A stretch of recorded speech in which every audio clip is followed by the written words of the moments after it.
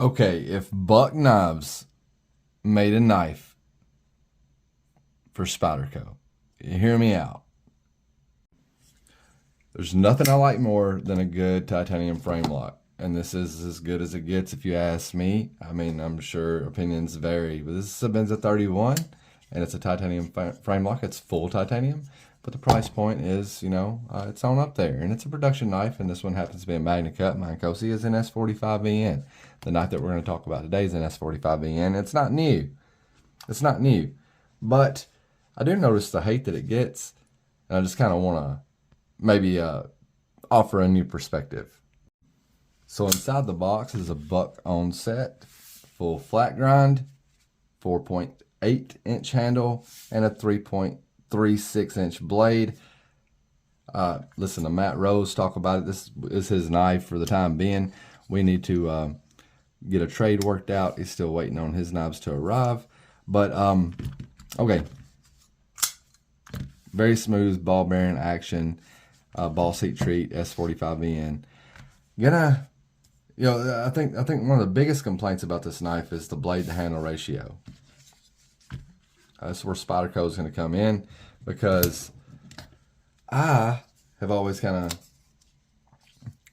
thought this knife looked a little wonky, and we're pretty much looking at the same thing. This does have a 3.4-inch blade even, and this is 3.36. And like I said, both of these handles are 4.8 to 8.4 inches, something like that. We're talking about a very minimal difference in the handle length. So yeah, got a full flat grind, quality steel, quality heat treat. Most of the time we got a quality heat treat on this knife. I can't really speak for that. It's S90V, and I didn't have all that great of luck with it. But anyway, got G10, and on this one you have a stainless steel liner lock. It's a compression lock, right? But it's, essentially in its design, it's going to be, a liner lock. And what a liner lock is, typically, we see this Ontario Rat, it's got the liner lock, and pretty much it operates like a frame lock. So typically speaking, this Paramilitary 2 is also a liner lock. It's just in reverse. So the liner's on top. The liner that locks the blade, it makes contact with the tang from the other side. So this makes contact from the top, and this makes contact with the bottom.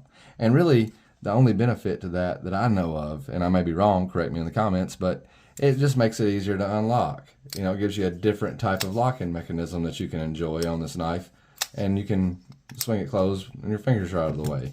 Whereas on a traditional liner lock, you close it however you want to. That's how I close it. So, I just kind of roll it closed. But all these knives right here, this Endura, stainless steel locking mechanism, stainless steel locking mechanism, stainless steel locking mechanism. If I had a Benchmade, and I don't, but if I had a Benchmade, I could tell you that it was a stainless steel locking mechanism. The bar locks. On Chris Reeve, let's see what's going on here. This is titanium making contact with the tang of the blade. On a lot of titanium knives, they actually put a steel insert where it's steel on steel. And steel on steel usually offers more solutions than it does problems, because it's like less sticky. You ever handle a Strider where you have where you don't have this luxury? I mean, really, the Chris Reeve doesn't offer it either, but for whatever reason, probably just tolerances, more precise tolerances on the Chris Reeve than the Strider. I'm probably going to start World War III there, but for whatever reason, Striders are sticky. It takes a little bit of break-in period. The titanium, it sticks against the tang of the blade. A lot of times it don't want to come unstuck. So you got to play around with it. I've added graphite to the tang. I've done all kinds of things to overcome that situation. But with Chris Reeve, you don't have to worry about it. I haven't, and the ones that I've handled, they're fine from day one. Your mileage may vary. Okay, so stainless steel locking mechanism, yeah. Got the over travel stop, kind of like you would on a Strider, and yeah, the space in between is pretty wide. I would have liked to seen a little bit tighter of tolerances there, but functionally it does just fine. Stainless steel is heavier than titanium, so you would think that it would be just a extremely heavy blade, but it's very nimble actually. Let's see what it weighs. So the knife weighs 4.2 ounces. That's not bad, man, for this size of knife. What's the PM2? I think it's lighter, but yeah, 3.5. We're actually still kind of in that ballpark, though. I mean, you're actually, you're better if you're concerned about weight. You're better off with the PM2 than you are the ONSET, but not by much, man. It's a half an ounce, and I mean, like, it's really just not that big of a deal, at least to me. But I heavily compare this knife to a SPYDERCO in a lot of senses, especially with blade to handle ratio, which we really don't. Most of the knife community, if you say something about the blade to handle ratio for the PM2 in a negative light, you're gonna get some feedback, and that's okay. Like everybody, the fanboys. But this knife it feels right at home with me, because as soon as I put it in my hand, I was like, oh wow, it's kind of like a PM2. Not ergonomically, just where your fingers land, things like that. Which on the PM2's got the ramp with the jimping. But yeah, man, I'm really enjoying this knife. Now this pocket clip, that would have been very acceptable if it was on a Chris Reeve, or if it was on a Strider, or if it was on a Medford. We see some Medford type of esque designs there. But with Buck, that pocket clip gets a lot of criticism, because with Buck, a lot of things get a lot of criticism. Would I rather see it titanium? Yeah, but I would rather see it stainless steel frame lock than a stainless steel liner lock. I mean, we're okay with stainless steel liner locks. We don't bitch about the materials being used on a liner lock, as long as you cover it with some G10 and we don't have to look at it. Is that it? I don't know, but that's kind of where I stand with it. Is like I'd rather it be a stainless steel frame lock, especially if it's done well. And this thing is milled out. Like, I'm not gonna take it apart. Let's see if you can see anything in here. It's like milled out dramatically for weight reduction. Go in from the other side, maybe. Yeah, having problems focusing, but you can see a little bit there. Lots of, it's very thin and it's very comfortable. I like the fact that they didn't put a stainless steel liner on there either. You don't need to, because like G10's fine.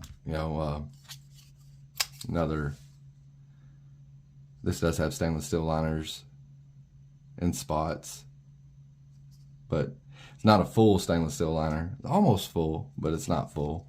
But yeah, don't necessarily need a stainless steel liner in there, and it doesn't have one. It's just a slab of G10, and that's going to be fine. Like, I know it's going to be fine. Like, I'm not going to be scared of this knife for what it is. Like I said, it's not a new knife. It's new to me. I've never handled one before. I did have the Sprint Pro Classic. Loved that skeletonized flipper. Love it. I wish it had more opening mechanisms, like some thumb studs, but it is what it is. There's a lot of knives that are flipper only, and I'm not going to hate on this one for being that way. I got used to that flipper only thing. I actually kind of got wore out with the flipper only thing when I was carrying the Buck Sprint Pro Classic. I carried it for about 6 months, and I realized, like, when I went back to thumb studs, I was like, yeah, I kind of miss those. Like it was one of those type of things I just took for granted, I guess you would say. But yeah, we can talk about it in the comments if you want to, but I think the Buck ONSET really, a lot of people complain about the full flat grind, the blade to handle ratio, and the stainless steel frame lock. And I'm guilty of it too. I associate a stainless steel frame lock with being cheap, or inexpensive, because you see a lot of Kershaws that are, any Kershaw that's like made today that I know of, not ZT but just Kershaw.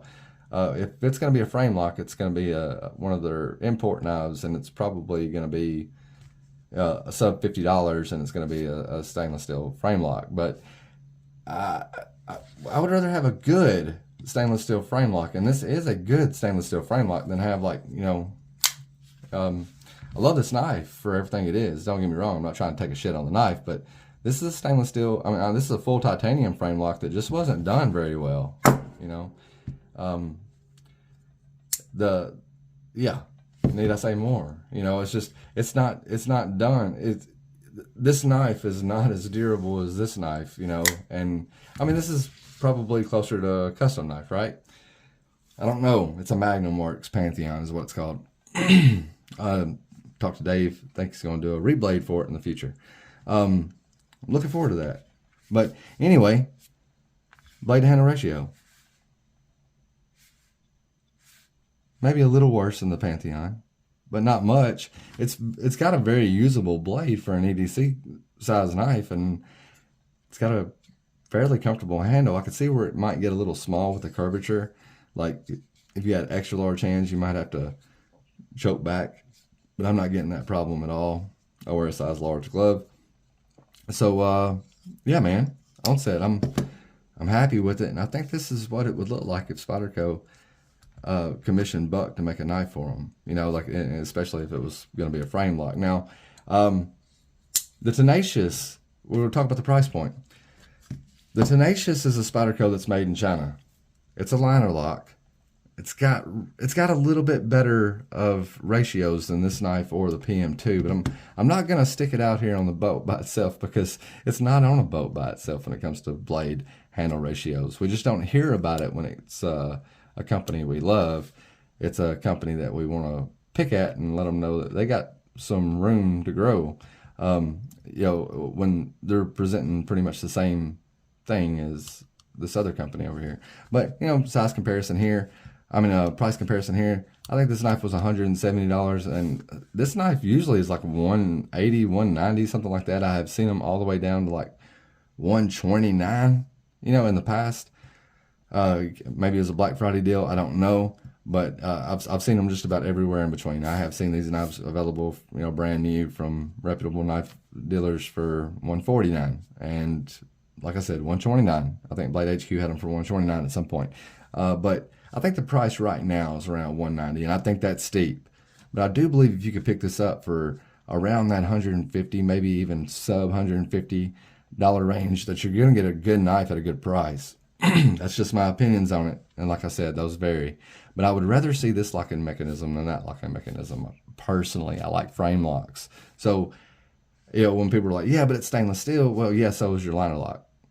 So are your back locks on your triad locks. So are your everything else, man. Your every other locking mechanism on the face of the earth, and most titanium frame locks have a steel insert, like the Chavez. Don't have that knife back here, but yeah, the Chavez has a steel insert, you know, like that's actually planted into the, or screws into the titanium, so the titanium's not making contact with the blade, because steel on steel is better than titanium on steel 9 times out of 10. I'm perfectly happy. I don't have any complaints. I don't feel like there's like a Buck dropped the ball on this knife. It's getting older. It may be a little easier to find, especially at a better price than it was when it first came out. So if you're on the fence and thinking about pulling the trigger, watch more videos, but I approve. You guys have a good one. We'll catch you on the flip side.